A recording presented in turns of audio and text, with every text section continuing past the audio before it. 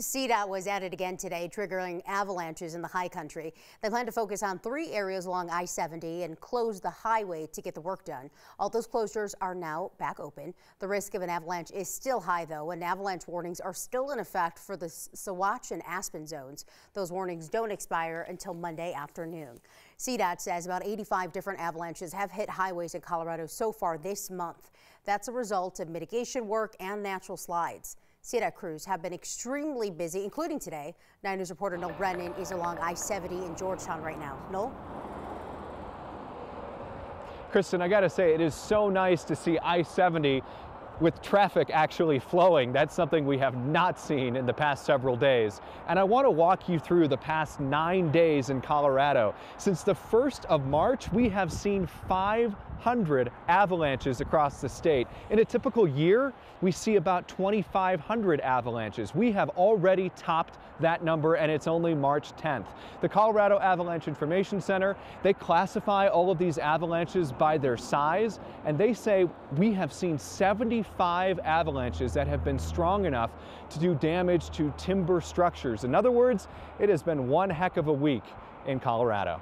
The collection of the events we've seen in this avalanche cycle over the last 9 days is truly impressive and goes beyond the scope of one person's avalanche safety career. So this morning, CDOT crews were busy once again. They were doing mitigation work in 3 different areas along I-70.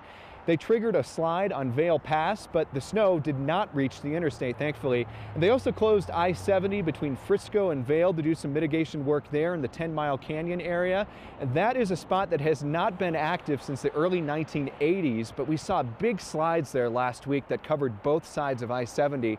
And CDOT again today brought down another slide that dusted the interstate in snow. And lastly, CDOT did some helicopter operations in the Silver Plume area today, but much of that work had already been done by Mother Nature. Slides had already come down naturally. Still, this week has kept CDOT and CAIC extremely busy working around the clock. We asked them how much sleep they've gotten. I'm not sure if I can count. In the last week, I've got 10 fingers. That's more than enough.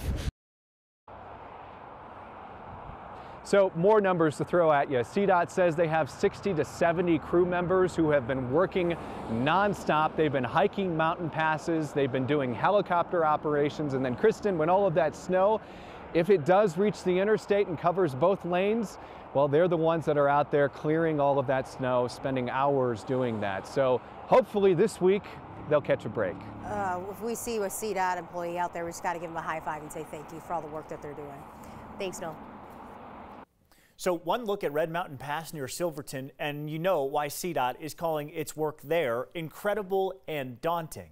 Avalanche mitigation they were doing pushed 40 to 60 feet of snow onto US 550. It's going to take crews a while to clean up, so Red Mountain Pass is closed indefinitely. The high country gets a bit of time to catch up.